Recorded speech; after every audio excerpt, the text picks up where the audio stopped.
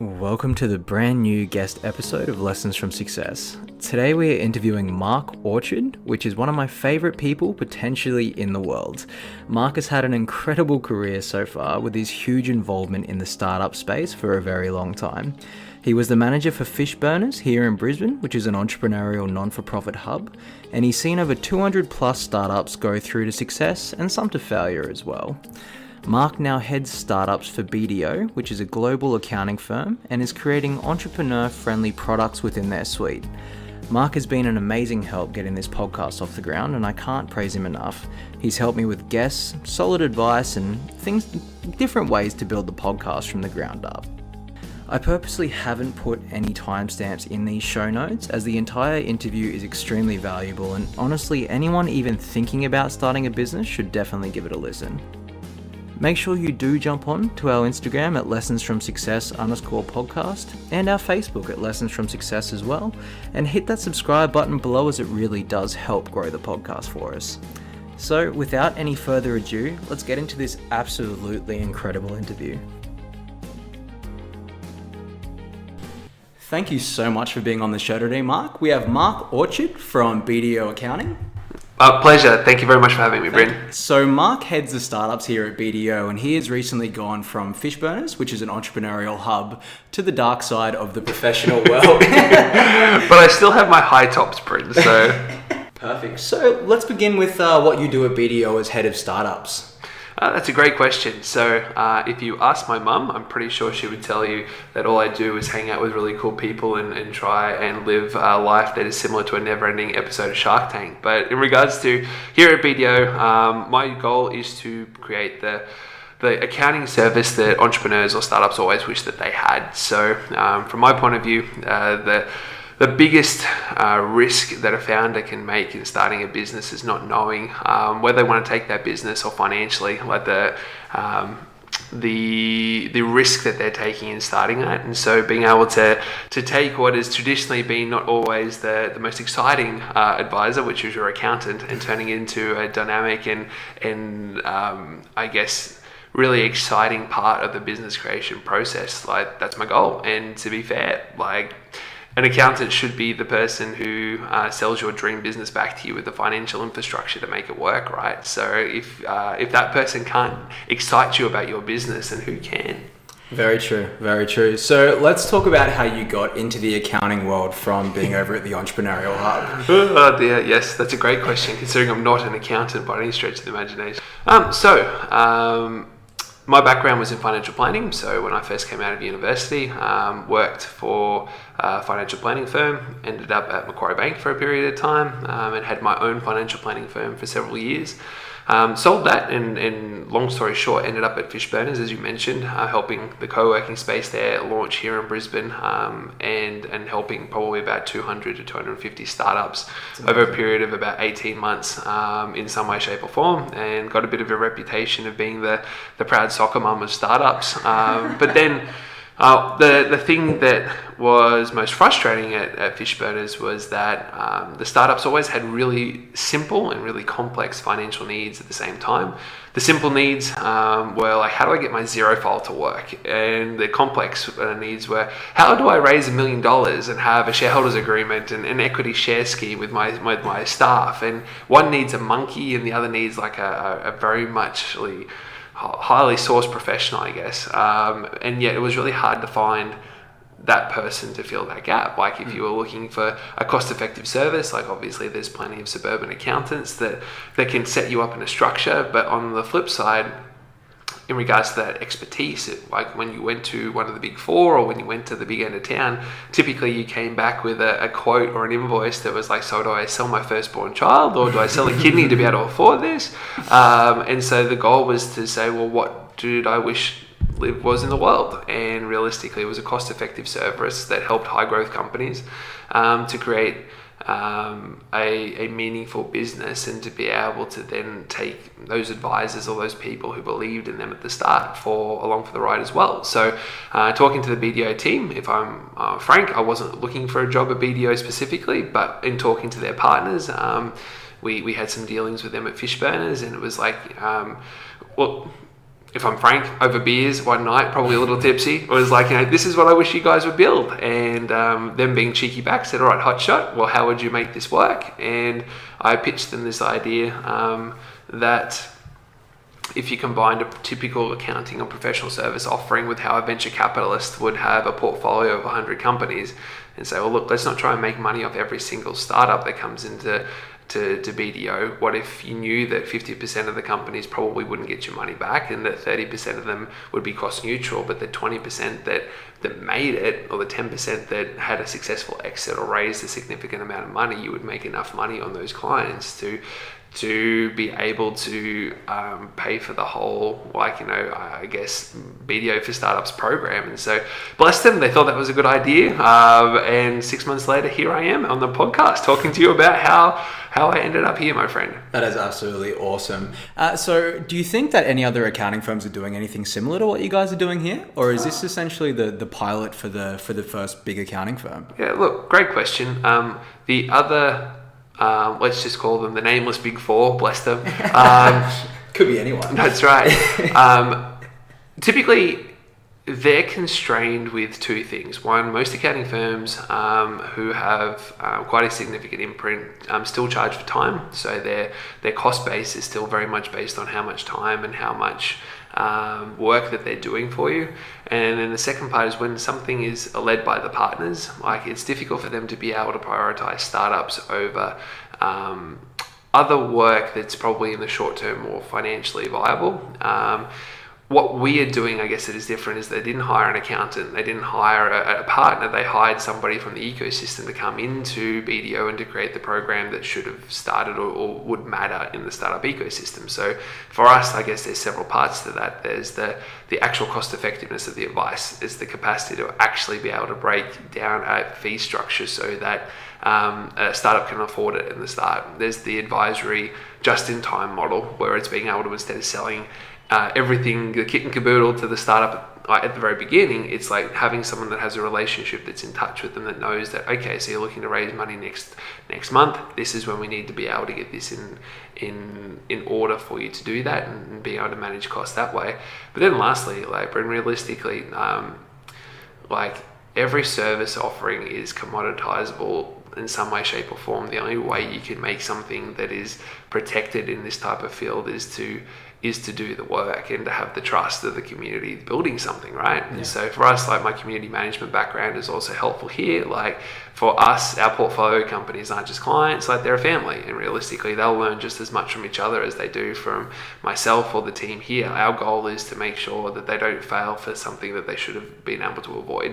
Realistically, there's enough things that'll kill a startup without it being something that you should have been able to see coming, right? And so our goal, I guess, if you're going back to the original question, is anybody doing it this way? No. Is this the best way to do it? I'm not 100% sure yet, but I do admire the fact that BDO gave me 6 months to come up with an initial plan and 2 years to see if we can make it financially sustainable.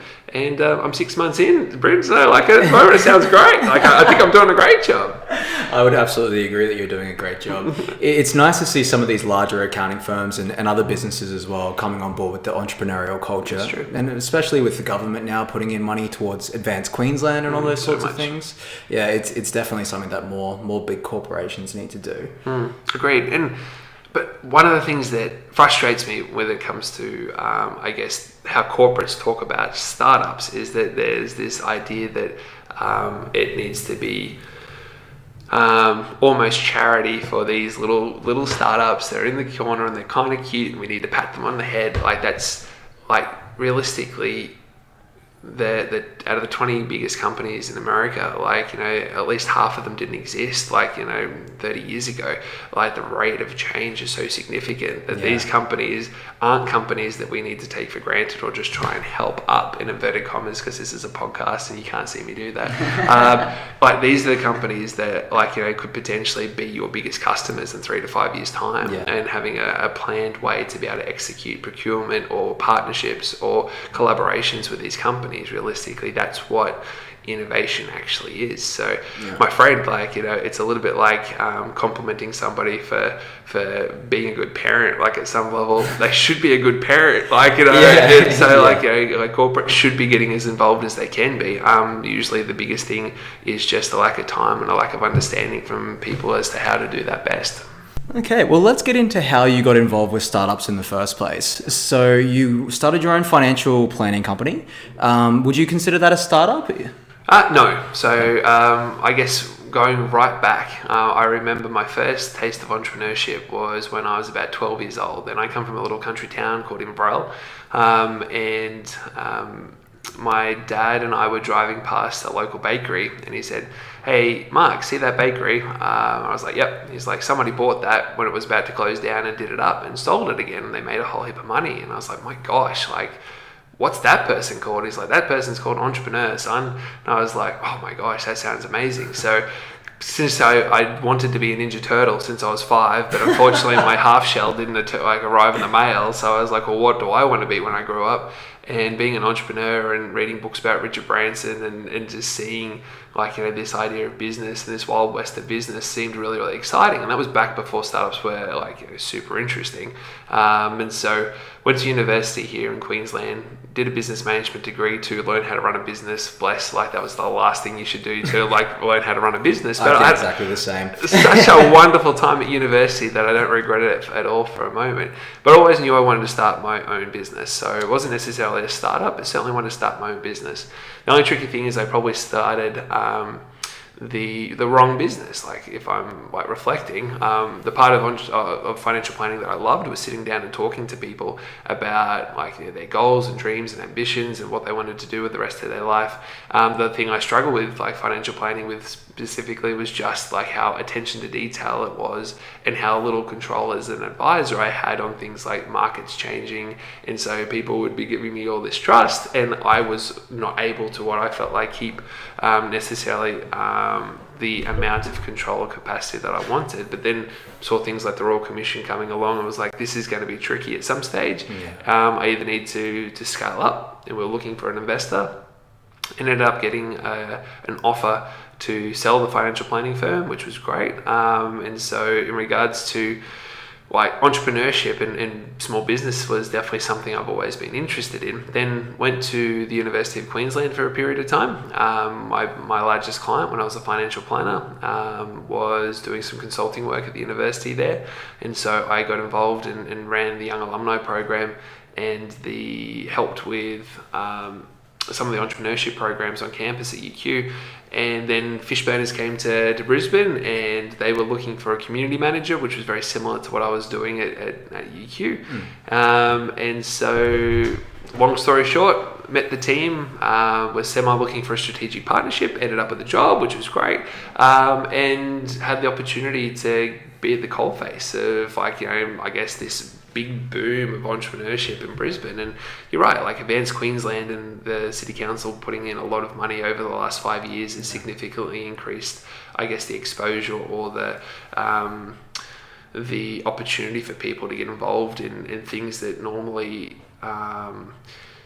like, it's just, like, you wouldn't necessarily think that we would be the world's best at things like AI or blockchain or, like, deep tech VR or, like, augmented reality. Like, it's amazing what Brisbane actually is creating at the moment, and I had no idea, right? So coming into this world was like, oh my gosh, like, and it was amazing to just sit there and watch, I guess, different startups approach things in different ways. And I guess having the capacity to not be the founder and not be the investor and not be the corporate, but to be, I guess, just more of a supporter. It was also gave me this, like, front row of like, opportunity just to see what people are getting right and what people are getting wrong. And if I'm honest, the biggest thing, if I was thinking about what I believe that is the most controversial, is that most people shouldn't be startup founders. It's really hard. Like, it's like it's like a self-inflicted, like, curse that you, like, if it's a bit like being a politician. If you want to be a politician, that probably means you shouldn't be a politician. If you want to be an entrepreneur, then you probably shouldn't be an entrepreneur, because that tends to be doesn't correlate with success with entrepreneurship. Like entrepreneurs, the things that often lead to people being successful is usually things around resiliency and the capacity to delay gratification and to be able to be at their best under high levels of uncertainty. That doesn't mean that there's a test that you can take to be able to say, hey, this is how you do it, right? If only. But realistically, most startups will die because the founder gave up before anything else kills them, right? Yeah. And so from my point of view, with my financial planning background, my thing was always trying to start something in the most risk managed way possible, so that you as a person know what you're willing to give up, know that you're not going to refinance your home to be able to go all in on an idea that you haven't got any traction for, or you haven't got any feedback on yet. And I guess that led into my goal here at BDO is to make sure that if a person is crazy enough to start a startup, that we give them every opportunity to be successful. And I guess the best thing about having gone through my own business experience where it wasn't always ideal, and if I look back, it was very painful. There was a lot of sleepless nights. There was times on Monday where I had to pay the staff on Wednesday and we didn't have enough money in the account to do that. There was times where and obviously the listeners can't see my hair, but I'm definitely going grey at the age of 31. I promise you that wasn't always the case, right? I certainly got my fair share of early grey hairs, but for the people that do it well, for the people who can not just survive but thrive under conditions of severe uncertainty and have an idea that could potentially scale, like giving those people rocket boosters and supporters and the capacity to get an ecosystem behind them, that might be the difference between a company being a really good idea that eventually doesn't work out to being the biggest company that comes out of Queensland in the next 10 years. That's the thing that excites me, is helping people do that best work, right?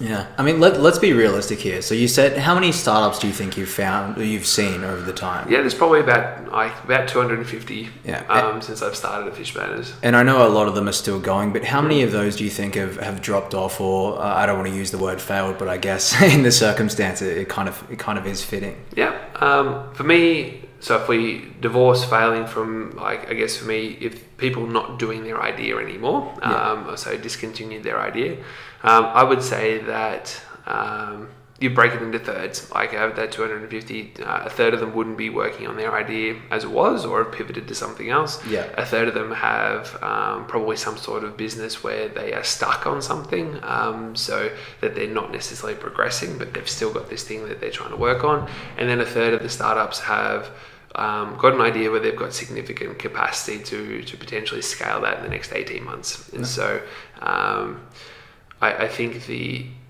art of entrepreneurship is knowing when to persevere when you don't have anything to show that it's working, and vice versa, when to give up when you have nothing to show that it's not, if that makes sense. Yeah, the hard part for a lot of people is finding that line of, do I keep going and do I persist through this? Is this just like a small hump in the road, or is this something I should stop doing? Yeah, and the best question I've ever heard in response to that is that if you answer the question, if I knew what I know now, I would still be doing this, that's the best indicator as to whether you should keep going. So with your podcast, for example, it's like, if I knew what I knew now when I started the podcast, would I have kept going? I would have started years earlier. Right? You could literally have had 3 people listen to this, but for whatever reason, it's a meaningful experience enough to continue. That's a good indicator as to whether you should continue. Vice versa, if you go, well, my financial planning firm is like, knowing what I know now, would I have started the financial planning firm? I would have said by the end of it, no, I shouldn't have. It's the wrong business for me. It's like, all right, well, that makes it a pretty easy decision. It takes enough context and enough intuition involved without necessarily having to go through a really complicated decision matrix. I feel that most people, when they answer that question, know pretty quickly whether or not they should keep going on what they're working on or not. Seeing as you've seen 250 startups, is there, I know you said persistence being a major one, but is there personality traits that you see come from a lot of the high achievers in that world? Yeah. Look, Yes. I guess one of the things about startups is that we like to glorify the founder. We like to look at them like rock stars, like Mark Zuckerberg-esque type or Elon Musk type, like, glory, right? And what I find is that before you even get to the founder, like, there's several factors that will impact whether the startup has a chance. That's like obviously the timing of the market, the business model they're working to, the team around them, the access to capital. Like, all those things will kill an idea before you even get to the point of which the founder's personality comes into it, right? But in regards to the hardest thing about entrepreneurship is managing your own psychology, and the hardest thing for the founder to work out is what to do next. And so what I find is, regardless of like introversion or extroversion, like, previous experience, like, there's some common denominators around, like, typically people who have got experience in what they're trying to sell. So they were working in VR, they were really good at it, and now they're going and starting a VR company. That correlates to a lot more success. Typically, co-founders either go a lot faster or a lot slower than a single founder company, because they either like collectively work really well together and they go really quickly, or they work really badly together and they die before they even get started. But it really comes back down to the founder. Can they manage their own psychology? Like, are they able to take the ups and the downs in a way that leads to continued and progressive action?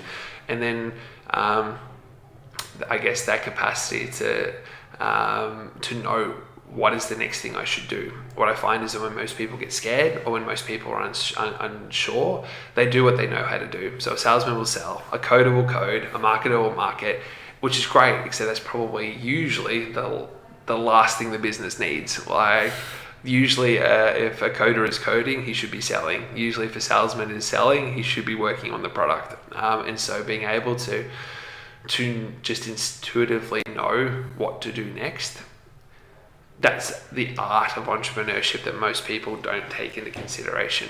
And I guess that's why, when kids are learning things like business skills and stuff at school now, the thing that you're kind of looking for is, like, who are the people that just kind of instinctively know what to do next? Like, that's something that no one really talks about, but is probably one of the biggest indicators of long-term success for entrepreneurs.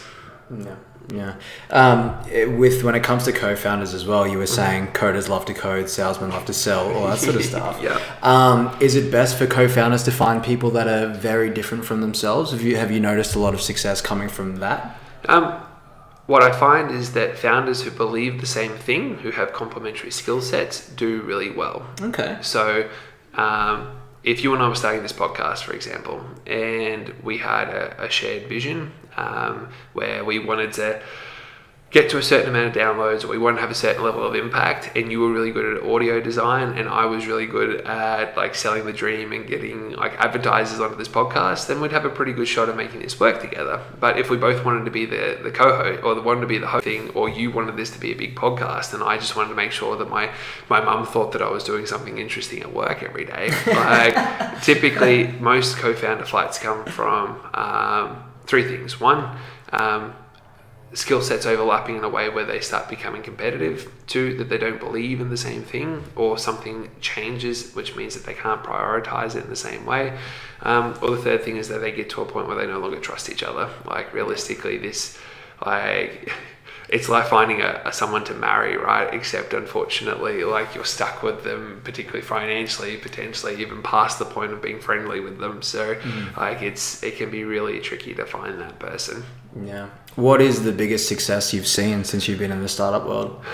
Here locally, probably the most interesting one was the company Dose Me, which was founded by a friend, Dr. Rob McClay. Yep. And like a lot of the things we've spoken about, like he went through, like he had a co-founder disagreement which led to one of the founders leaving. Like he had a number of different decisions to make around, and I don't know if, so for the audience at home, Dose Me is like a personalized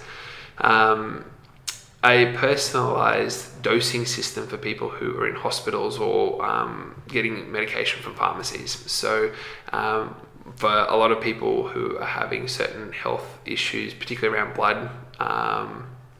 blood issues, so things where they need warfarin or like, you know, drugs where it's really hard to work out what is the personalized dose you should give to somebody, they've built this software program that allowed people to get a much more accurate personal dosing compared to traditional methods, right? And so he was the CTO or the CSO, like Chief Scientific Officer. His background was in information technology and biology and so forth. So he had this really interesting background, but he was also one of the smartest people I've ever met. And so he and a co-founder started this company. They had a disagreement. They parted ways. Steve Baxter was their first investor. Wow. And Steve actually, I think, helped Rob through that process of when the co-founder split. And then they brought on a CEO to kind of work out what the next stages were going to be. And then, just the end of last year, they sold the company for US $30 million, I think, or thereabouts. Not a bad exit. Not a bad exit, right? And it was to a NASDAQ listed company. It's a significant sale, right? Yeah, and so they it gives faith. They'll hope that the companies that we are building here in Brisbane, they had a team of 11 when they sold the company. That's a significant win. That would be what I would aspire to a lot of the startups doing work here with the BDO for Startups crew is that, a $10 million, $20 million, $30 million exit is definitely possible and achievable if we're looking to sell the company. But then you can also look at things like Afterpay or Atlassian and seeing what a listed company and a long-term commitment to your company might look like.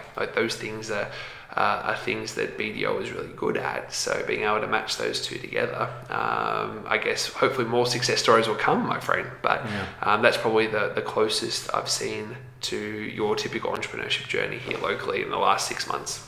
Do you notice with founders, a lot of them want to exit quite quickly, or are they looking to go on like Atlassian did and all those and sort of build it to be a multi-billion-dollar company like some of them are? Yeah, great question. I find that startup founders usually are motivated by one or two things, either freedom or impact. And the startup founders that are motivated by freedom know that there's an amount of money in their head that if somebody offered it to them, they're like, that's my island, or that's my boat, or that's my house, or that's my whatever the thing is that the freedom is represented for them, never having to work again. That's what motivates them. And so for them, it's not so much a long-term play as much as it is a short-term, how do we get to a point where we've created that type of value? And then you have the second type of founder, which is motivated by impact. And for people who are motivated by impact, I guess a really easy example to point to is someone like Dan Flynn from Thank You Water, is someone who is much more motivated about seeing some sort of change in the world than they are necessarily of a financial outcome for themselves. And so for those people, they statistically do much better with scaling big companies because it was never about the money in the first place. And so being able to buy your own, not just your own car, but your own car dealership, or being able to have a house as big as Chris Hemsworth, right? Doesn't motivate them. For them, it's oh great, so we're only in 20 countries, we better get to 50. And so those types of founders typically do much better trying to take a company to a long-term fruition. And so then it's just a case of being able to support people around you with the outcome you're trying to get to, right? People who are motivated by freedom typically find their biggest challenge is sticking it out when you can't see the light at the end of the tunnel. And for people who have impact as a key intrinsic motivator, their biggest problem is struggling when they feel like their impact is being compromised by either their lack of resources or by having to take on somebody else as a board or a director of a board or an investor that doesn't see eye to eye with them in regards to the authenticity of their impact. And so being able to manage that is something that a founder in that situation needs to be considerate of. But I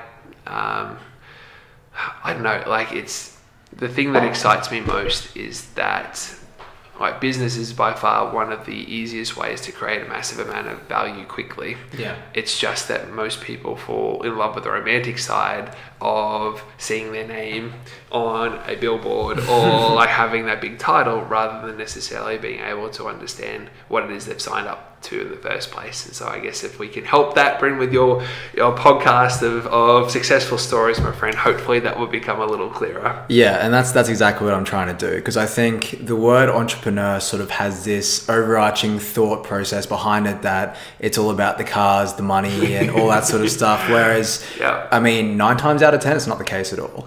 And it's just, I'd love for people to get a better understanding of that before they go ahead with whatever it may be that they're pursuing, and you know, really understand what they're in for. Yeah, got you. As you've said at the beginning as well, I mean, the idea that people can sort of walk in and create a massive business quickly is just not true. No matter how good your idea is, it just, things take time to get traction. And this is definitely something that, in my experience anyway, a lot of entrepreneurs have overlooked, including myself, in the limited startups I've been involved in. So it was always entertaining at Fishburners when someone would come in with an app idea and then think that they were going to be rich by Christmas time. And you go, but in saying that, like, they don't know what they don't know, right? That's true. When you read mainstream media, or you have the selective bits out of, like, you know, that one time when Fruit Ninja absolutely killed it. Like, you know, it's easy to just make an assumption rather than being able to find some honest stories to be able to compare yourself to, right? So, my friend, like, you know, look, once again, PR for the podcast. Oh, for sure. I always, every guest I've had so far, I love talking about where they've failed the hardest, just because it really does humanize the whole process. Feel free to talk about where you failed the hardest, but also the hardest failures you've seen, and I mean, how they've overcome it would be great as well. Yep, sure. So from a business point of view, something I didn't mention as I summed up my career beforehand, was I actually did try and start a tech startup straight out of university. I was working at a financial planning firm, and I met a gentleman who we went into partnership with, and we had an idea for a business, and we recruited a tech team for it. And then he and I had a falling out, and he went to America and raised $2.5 million at a $50 million valuation for the business. So on paper, like, I was had lost $10 million before the age of 23. Oh, wow. Which was very entertaining. Like, it was a great story. Yeah. Like that one time when I tried to be a tech startup founder. Unfortunately for them, the business as it was pitched didn't end up working out. And like, in hindsight, it was just a bit before its time. So it was not too dissimilar to, I guess, what Justin TV or like Periscope or Meerkat, like that live streaming social media type thing that Facebook kind of then took with Facebook Live, as Facebook does with everything, when they go, oh, that looks great, like, let's just take that. But that was back in 2010, I think. And so what I learned from that was that I obviously knew nothing about business, and I really need to work out, if I want to be an entrepreneur, how I solve that for myself. But then the second thing, like, if I think about, like, collectively, the biggest failures, or more broadly, like, if this was kind of like an F up night that we were talking about, typically the biggest failures come from 3 things. One is prioritizing relationships in an ineffective way. So either trusting in the wrong person, or vouching for the wrong person, or believing in the wrong person, which leads to significant, you know, financial hardship of some description. And so whether that's a co-founder or a partner or a brother or somebody, like, and something happens where they are asked to, like, go guarantor or vouch for somebody, and then that leads to some sort of difficulty. The second is somebody completely over capitalizing or putting far too much money into an idea that they haven't validated yet, and so simply the capacity to you know, to understand the mechanisms of business in a way where they just didn't realize how much risk that they were taking on, and that blowing up in their face in some very catastrophic and theatrical way.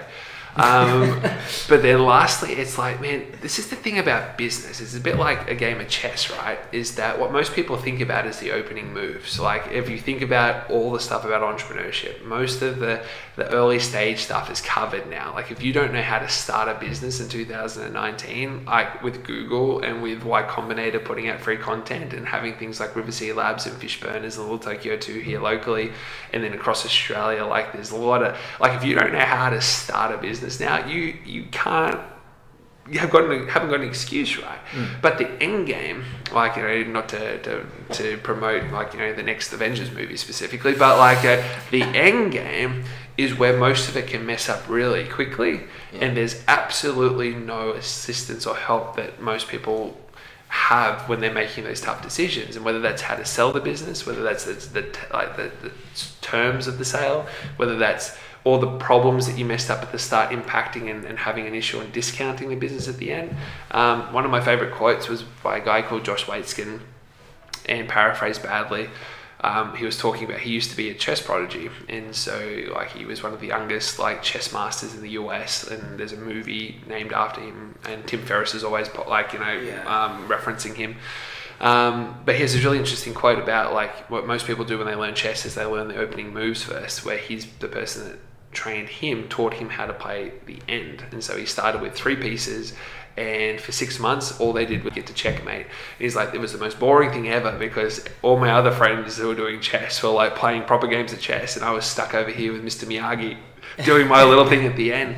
He's like, what I learned from that was that it didn't matter where I started from, that there was always a way to get to where I wanted to go, and that realistically that gave me a competitive advantage against my opponents, because I didn't need to know how it was going to start. I needed to know how I was going to finish it. And that is kind of mirrored by a guy called Apollo, who I was listening to a podcast to recently, and he was the guy who came second to Steve Bradbury when everybody fell over in that race. And he was a professional speed skater, and he was saying that in speed skating, because everything is just so in flux, like no speed skating race is ever the same, that it didn't make sense to try and win the race, as in to go in there with affirmations and trying to be like, I think I can, is like, you just wanted to cross the line first. It was like a demolition derby. You just you were trying not to get wiped out, and your goal was not to win, it was just to cross the line first. And what I took from that was that so many people have a great plan A, and when the plan A doesn't work, that freaks them out. And if they can't then work out how to get back into the game, oftentimes that's where they struggle to work out what that next step is going to be, whether that's raising money, whether that's getting sales, whether that's getting product to market fit. If your goal is simply to outlast everybody, it's to get to the point where you're not trying to win at entrepreneurship, you're trying to be the last person standing in entrepreneurship. Like that kind of mirrors to me like those two like parables a little bit, where like ultimately it doesn't matter where you start entrepreneurship. What matters is if you can get to the point of the end game and know what to do when you get there. And so I guess that's why people look for mentors. That's why they look for people who've gone through the experiences themselves. In Brisbane, there's not an awful lot of people who've taken a company from start to sell, and those who have are sometimes a little hard to find. But the exciting thing for me is that as we start to get that internal knowledge here locally, like when you go to a Tel Aviv or to a London or to a New York or San Francisco, like those people not just exist, but they're easy to get in contact with, or you can see them in a coffee shop and you go, oh wow, look, there's Reid Hoffman, or oh my gosh, there's Jason Kirkcanis, or so forth. Like, you know, so those that proximity to access to that internalized success is something that I'm really looking forward to happening in Brisbane soon. Yeah, I don't feel like we're that far off either. I feel like with the amount of great startups, especially in the tech world, that are coming through here, something's going to give. For sure, and it's exciting, and it's great, and I'm like a proud soccer mum, just cheering everybody on, and it's like, to get the Range Rover. That's it. But like, but the goal, I guess, is like, and I guess for any professional service firm or anybody that's like, you know, co-working space or accelerated program, is that you don't want to be stealing people's stories saying, oh, Uber came through us, or Airbnb was like for us. Like the thing I admire about Y Combinator, for example, is that all their startups get up and say, thank you, like, you know, thank you Y Combinator for helping us at the start when no one else would believe in us. Like, and for me, that's where, if BDO can get to the point where the next generation of startups that are successful have something to do with BDO, and that we're not just putting the testimonials on our webpage, but we were actually having people saying BDO really helped. They really cared. They came in, they gave us a lot of help at the start when we had nothing to prove that our idea was working. And now that we've changed the world, like, they're our accountants forever, because, like, you know, they were there for us at the start. Like, that would be the ultimate recognition of a job well done, right? I see what BDO is doing is a little bit like angel investing, in terms of they know that a lot of them aren't going to succeed, but the ones that do succeed, they're literally going to be BDO for life, and that's that. So. And the ones that don't succeed still go somewhere. Exactly. Like, if you treat somebody well, if you say, I honor your idea, like, I honor your dream, if it doesn't work, that's great. Like, let's just make sure you don't do it in a way where you're personally vulnerable for the rest of your life. Like, they will work for other startups. Like, they will go back into corporate. Like, they will have a good experience, hopefully, and then vouch for the fact that that we kept our word, that we did genuinely care, and that we were there for them. Even if it didn't come up with a successful story, at least it was a bloody entertaining one, right? And then they write their book, and then hopefully, like, you know, but that's what we can all aspire to, right? Writing our book. And taking that long-term view as BDO as well. It's a lot like what you were saying with the end game. You're not just looking to get the most money right now as quick as you guys possibly can. It's like, no, in the long term, these people are going to succeed, and it's going to build from there. Exactly. And, like, for us, like, and a lot of people have said, well, what does BDO get out of this? Like, how does it work for a business model for BDO? And I guess for us, it's a combination of three things. Like, one, we are building an internalized, like, pipeline of potential high growth companies that, when they are looking to invest, or they're looking to list as an IPO on a stock exchange somewhere, that we have first access to them because they trust us, because we've done work with them over a long period of time. Yeah. The second is having access to all this amazing talent that we can see the future before it comes, right? We can see industries that are up and coming. We have the capacity to be able to understand where the world is going before necessarily everybody else does.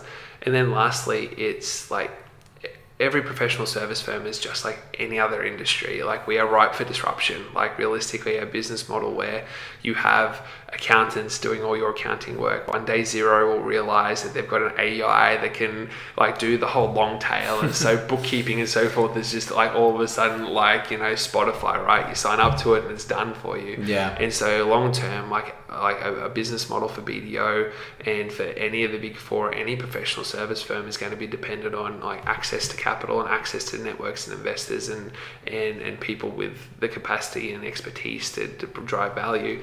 But then also, it's going to be like, you know, who are the people that you want on your team? Like, who are the people that have been able to build or do interesting things that you wanted to support or succeed with, right? And hopefully we'll be there. Hopefully we'll have an interesting story to tell, my friend. In the short term, I'll just run around in my high tops and be, like, you know, super excited about startups, right? Just quickly talk about your high tops. So you're the first person that we know of that has managed to get high tops written in a professional contract. That is true. So when I left Fishburners, like, in a nutshell, I'm 6'5". I love my basketball. I used to love my 90s rap music. So very much always been a fan of shoe culture. And when I went to Fishburners, I was super excited because it was the first place I've ever worked that would allow me to wear my high tops. So when I came to BDO and we were talking about what that would look like, the first thing I said was, look, unfortunately, my high tops have to come with me, otherwise I can't come. And so I think at the start they thought that I wasn't. I think they thought I was being cheeky. But I was like, no. Like, realistically, it symbolizes me. It's my shtick. So if I don't wear my high tops, people are going to be like, oh, he sold out. He went to the dark side. Pretty much exactly how you introduced me, right? So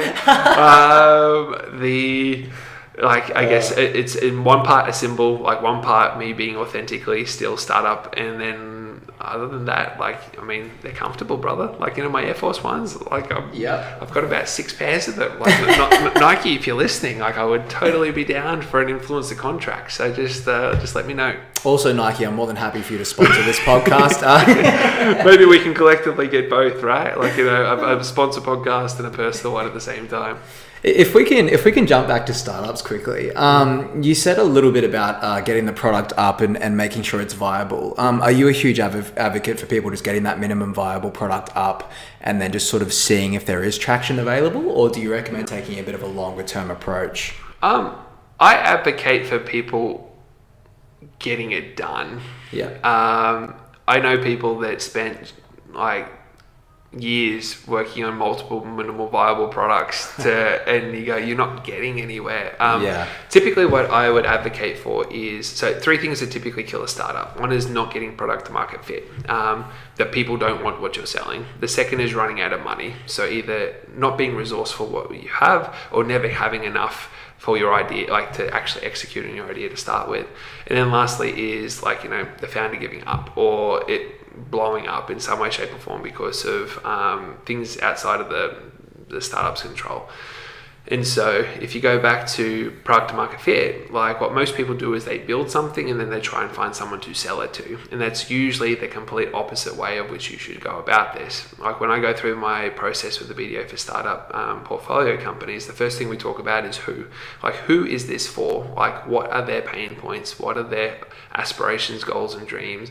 Like, what are we actually selling to them? Like if I went to a startup and said, yo, bookkeeping, no startup ever would sign up for BDO because they want a bookkeeper. All right, like no one starts a business and go, okay, my bucket list for my startup is to to sell it for a lot of money, to have a bookkeeper. When I talk to a startup about our service offering, it's very much coming from the point that I don't want to work, or I don't want to build this for anything that isn't a startup. So if a startup doesn't want what we're offering, I've got to change what I'm offering. I guess the same with any founder is if they could start with a hungry crowd, if they can work out the people that they want to serve. Because if you realize that they're not interested in your sushi, and you give them Italian and they still don't want it, but eventually you find that they're happy with steak and chips, you haven't failed, you just found a version that didn't work, right? Yeah. And then more broadly, my friend, one of the things that I can tell with a founder whether they understand the pain points and problems is if they can describe the problem from their client's point of view. And so a good example of that, I guess, is with BDO. BDO for Startups is a program specifically designed for early stage founders of high growth companies to be able to get the accounting and professional services help that they need. That sounds great, except that motivated nobody ever. No startup founder listening to this podcast right now is like, oh, that's for me. Boom. Being able to say, okay, so starting a startup is really hard. And most often than not, a founder has to be brave and has to put on a straight face, but half the time they don't have the financial literacy to even know what gross profit is, let alone to know whether or not they're going to make this work. In those dark moments where you're like, I've got no idea what the hell I'm doing with this business, and I've got 3 employees and I've got investors and I've got all these people I've got to be brave and for, how the hell am I going to make this work? In that moment of overwhelm and pain and so forth, it's you want to know you've got somebody that's going to keep things on track for you, right? You want to know that this person can open up doors to investors, or you want to know that these people are going to help you understand your numbers, not just understand them for you. Knowing that, you can then say, okay, startup founders, I get you. I know this is painful. I know that this is the hardest thing, or one of the hardest things you'll ever do. I know that this is a roller coaster.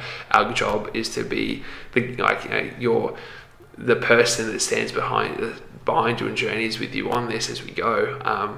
We're building the thing that you want, not the thing that we want to sell. That has a different feel to it, right? And so I'm not saying that was the best pitch in the world for BDO for Startups specifically, but that's the core mission of any founder, is to find a group of people that they can serve, that they care about, that they can pull the stops out to say, whether it's mums or whether it's refugees or whether it's every people every day, somebody that they can give a shit about, and then really delve down and work out how to offer something to them. That's better than an MVP in on itself. But if the minimal viable product is something that you can get out quickly for those people to see so that they can give you some feedback on it, that's super helpful too. Yeah, so you'd say pick a group or pick a target that you want to help and then build from there. like for sure every time. Have you seen a lot of failures because they haven't actually targeted what they're trying to help? They've just kind of had an idea and just gone. Oh, like every day, like realistically, the biggest, like the biggest red flag ever is a founder coming in and saying, "Oh my gosh, I built this really awesome thing. I've just got to work out who I'm going to sell it to." And you're like, Nice. and it's tricky, right? Because sometimes, like sometimes it is a really cool product. Like sometimes it's a really cool thing that one day if it got into the world, like for example, like the iPod, very at the start when MP3s were only just starting coming out, like you couldn't really predict that the iPod was just going to blow up, and like it. And a lot of people come up with something like that where they go, "This is really cool. I think if we could take it to market somehow and commercialize it." It's just that the risk of failure is so much higher because you can't, like when you're fishing for somebody to buy it, you never were for somebody to start with. So your feeling is wrong, your tone is wrong, your care or your empathy for that group of people is wrong. So yeah, like I'd always advocate for people to start with a group of people that they want to sell to first, and then to work out what those people need and to reverse engineer from there. That's such good advice. If we could rewind and speak to you when you were 21 and you were starting your tech company, what would be the biggest thing you'd say to yourself? Stop. Don't do it. That's not true, because realistically, like starting a business is one of the best things you can do for self-awareness. And so I learned so much from running my business, or like going through my journey, and I wouldn't take that away from me. But what I would say is that, like, and I do some career mentoring at the University of Queensland at the moment, and one of the things I try and get them to understand that there's a game being played. And so whether that is internally in an organization, whether that's with your career and the group of people that you aspire to be like, or whether that's simply as a startup, like there's an ecosystem of people, relationships and so forth, that if you understand where the power and the money and the energy kind of comes from, that you can find shortcuts to win. So for example, entrepreneurship. There's only really in Brisbane at least 20 people who can invest in you, whether that's on behalf of a fund, whether that's like as an angel group or so forth. There's literally only 20 people apart from like, you know, your family, fools or friends that would put an idea into your money that's of significance. So when you say investors, I need to find an investor, like if you actually get into the mud map of breaking down the ecosystem, like there's only a certain amount of people you need to impress. Or if you're looking at like accelerator programs and so forth, or even like, you know, if you're looking to sell your idea, like there's usually only 10 to 20 decision makers that you actually need to get access to, but understanding who they are and how to get there is something that's not very readily taught. And so like in regards to me at 21, completely missed the memo on that, just running hard at all things and seeing shiny stuff and getting excited, right? But like, I guess if I'm talking to like startup founders that are inspired to try and make a difference in the world, like the first thing I would do is to find the community of people that are already in that space, whether if like locally here, there's a blockchain community, there's a virtual reality and augmented reality XR community, there's multiple startup hubs, there's investor nights, like there's places like BDO that kind of act as conduit between different places. Like knowing those people and having relationships with them is such an important thing. And then lastly, I would say that like double down on the relationship stuff. Like realistically, most people believe and invest in people that they like and they trust. So true. And so like, and even with like, you know, our correspondence, like being able to touch base and then be able to introduce you to multiple people, like it's like oftentimes people will take an opportunity not because of the opportunity itself, but because of the person who introduced it to them to start with. If your best mate says, "Hey, can you go and do this thing for me?" It's completely different to a stranger ringing up or sending you a cold email being like, "Hey, can you do this thing for me?" Right? And so that like working out that natural network of how people are connected and related to one another, like you can't pay for that access or that pay for that capacity, right? So that would be the two things. Work out your network, buddy, and understand the game you're trying to play. And if you can do those two things, you've got a shot. Yeah, I'm actually going to do a solo episode on building up your network, just because that's been one of the things, fortunately, that's come quite naturally to me.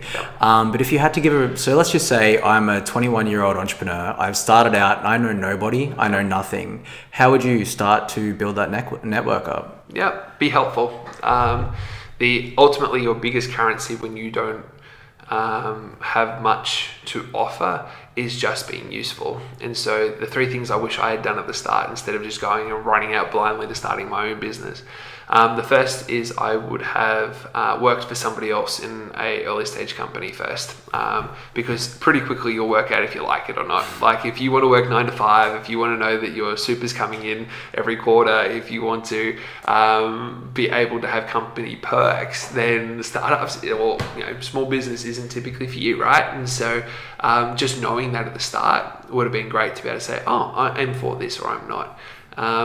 The second thing I would suggest to anybody early on is that getting to know the people that you want to serve as quickly as possible. So giving yourself as many different ways to try and to experience being a volunteer at a festival, like doing part-time jobs, like helping out and volunteering and stuff, so you can just have experiences with people.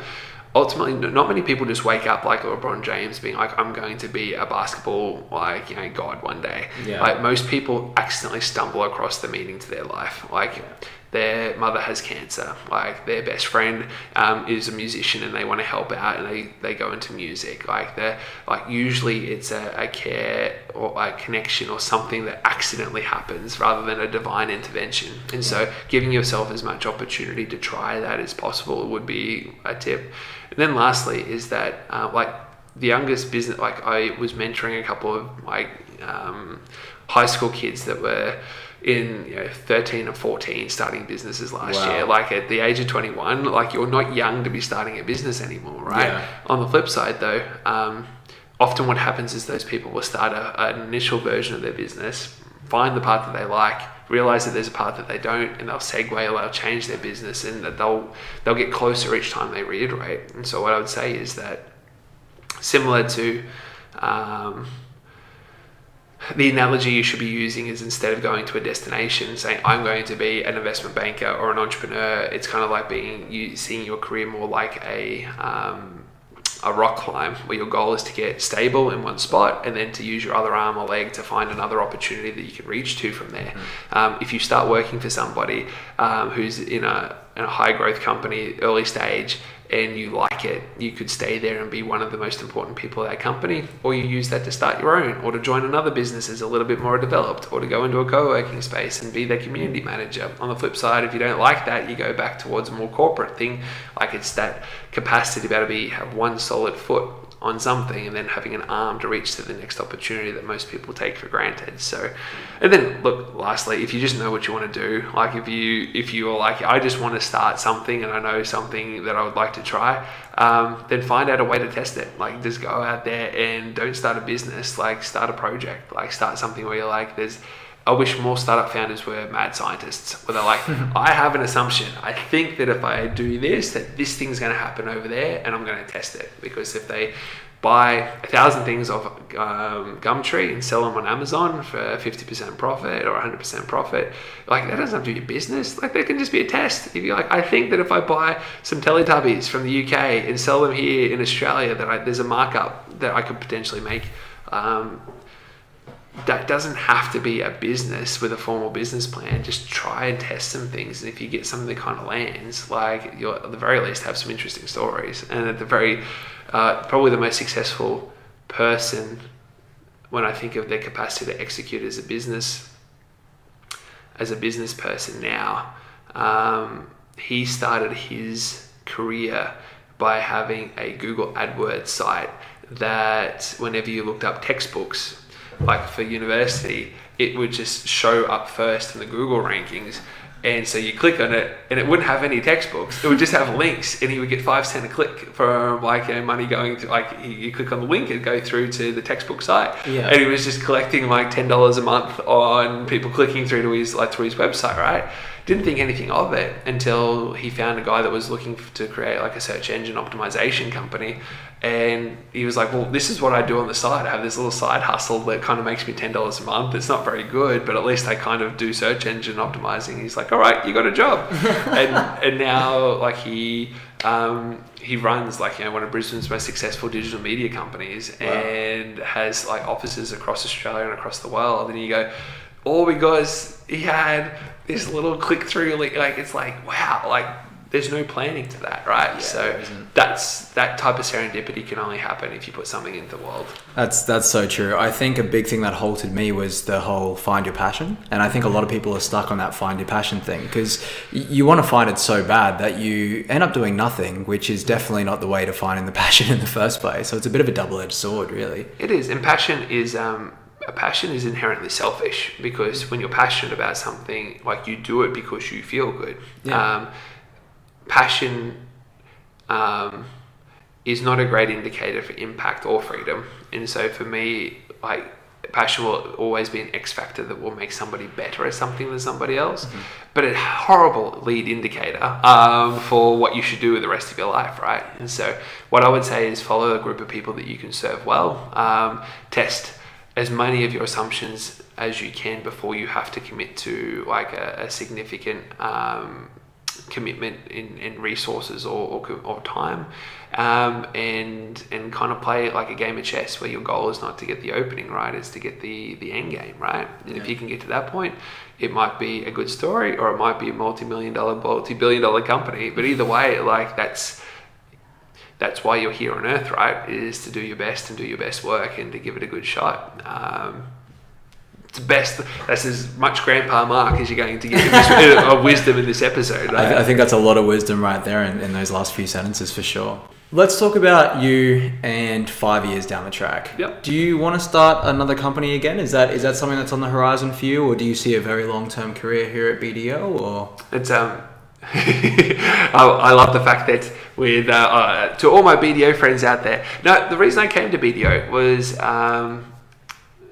was two reasons. One, because I felt like I could really do something that mattered. Two was because when I was thinking about starting another business again, the one thing that I was most concerned about was the financial side of it. Like, with the financial planning firm, I never 100% felt like I was in control of the business model. It was very project based, like money was very lumpy. I was like, this nearly killed me. Why is that? And then lastly, it's to be able to say, if I was to go into business again, or if I was to stay at BDO, like, where are the opportunities for me to have my biggest impact?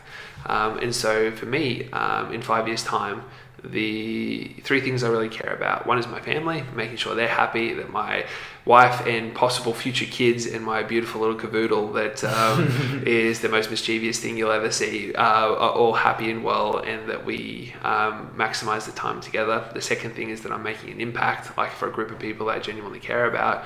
And then lastly is that that I can go to sleep at night feeling like today mattered. And I think the thing that excites me about BDO is it's the closest thing I can get without running my own business, I guess, being entrepreneurial, is creating something that doesn't exist yet for a group of people that I care about. That, I mean, BDO is a global firm, right? So if I can make it work in Brisbane, if I can scale that across the nation, and then potentially take it as a program that goes globally, it might not have to be that I have to start my own thing to have a global impact. And that's the great thing about an organization like BDO. Yeah. But that being said, my friend, like, I'll hit you up in 5 years' time when you've got 600 episodes and you're like Joe Rogan. And I'll be like, hey, we should probably have a follow-up episode now to actually, where did they all go? Like, where's Scott from Bob? Where's Anne-Marie? Where's Mark, right? I'll be Joe Rogan without the DMT and the pot constantly on the program for now, anyway. That's right.